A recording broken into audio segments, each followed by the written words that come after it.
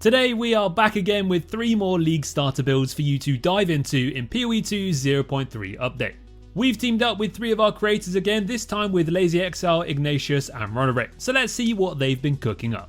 Starting off then, we have LazyExile's Ballista Banner Tactician build. This one brings a comfy yet unique playstyle where you can drop your totem and basically just let it do its thing. It has a very strong early game, it's also super beginner friendly and it's easy to pick up and give it a try. The build revolves around Ballista Totem or Mortar Cannon and the banners War Banner and Defiance Banner, with a dual curse setup with Elemental Weakness and Temporal Chains. It's decently tanky with an armor and evasion setup, and pinning works extremely well in this one as most of the time you can kill enemies before they even have a chance to fight back. Though the main vibe of this build is drop your totem and run around in circles to dodge everything. Mortar Cannon has a 100% uptime with pinning, and your Ballista Totems will hardly ever die if you position them correctly. You can then run Elemental Weakness and Frost Bombs here, which complement this build really well and feels a lot stronger than the traditional crossbow build because we run Scepter in our setup. It's ideal for mapping, Ritual, Abyss, Essence, and ultimately going for crit as you get into the endgame will give you enough damage you need for pinnacle bossing. For leveling in the early acts, on single target you can use Gas Grenade to break armor, spam high velocity rounds and then repeat with another Gas Grenade when you need to.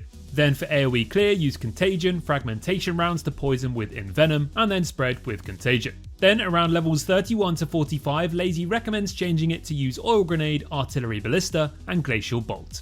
Then start adding in Mortar Cannon and Explosive Shot to finish off the campaign. After that, then you'll get into the real fun part, and we'll be running 2 weapon sets here.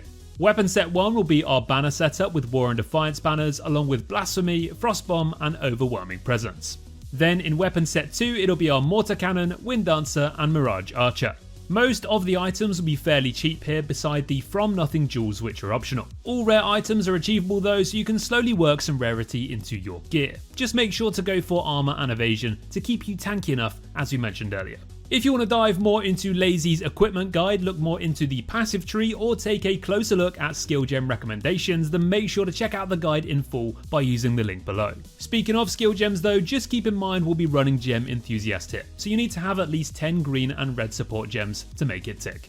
Next up we have Ignatius's Hollow Palm Amazon build, which kicks off at level 27 onwards and takes you all the way through the campaign, interlude, maps and the endgame. Even from early on into the build, bosses just disintegrate with Ice Strike and Tempest Bell, and Storm Wave easily takes care of general clearing.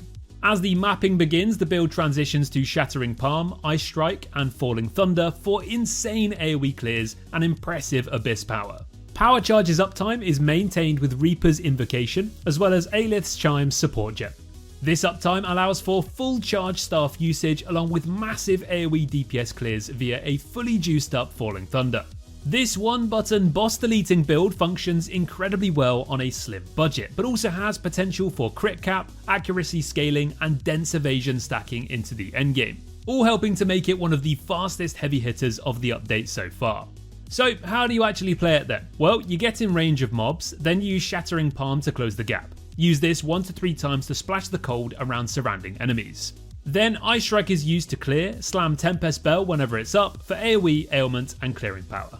During this, Reaper's Invocation has been slowly charging up to a max of 5, and when you need power charges you can cast this onto corpses. Use Charge Staff with permanent uptime at 7 power charges from Reaper's Invocation. Then Falling Thunder serves as our big nuke to clear tankier rare monsters and stronger packs. Make sure you have a 10 combo on it ready if you really want to get Falling Thunder's biggest kick. You can see the combo ticks on the tooltip. And if you have 7 power charges, this will basically delete just about anything. If you want to read more into the detailed progression throughout the campaign and into the endgame with all the in-depth tips along the way, then check out Ignatius's full build guide below.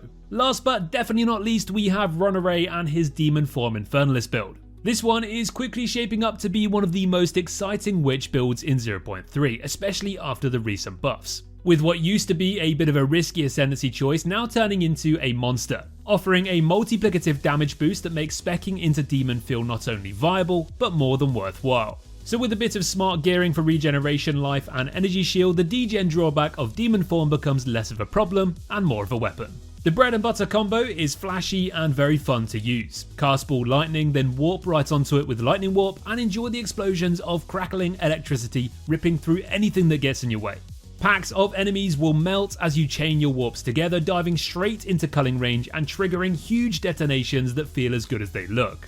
The build truly shines though once you have your items and defenses online. That's when the satisfying sparks start to hit seriously hard, letting you clear screens and enjoy flying around the map at the same time. In the early campaign, you can use Unearth and Contagion along with Essence Drain and Contagion to breeze through the leveling process before you swap out to your full build at 75+.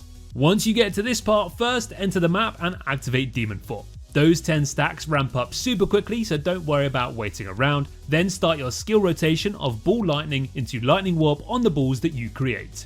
On bosses or tougher enemies, you can play Sigil of Power, then 2 Orb of Storms, then continue with your Ball and Warp combos. You'll want to be permanently in your demon form when playing this build, as long as you have enough regen and life sustain. Therefore, the most important stat that should be on almost all your items is life regeneration. Aside from that, aim for maximum life and energy shield on your gear too.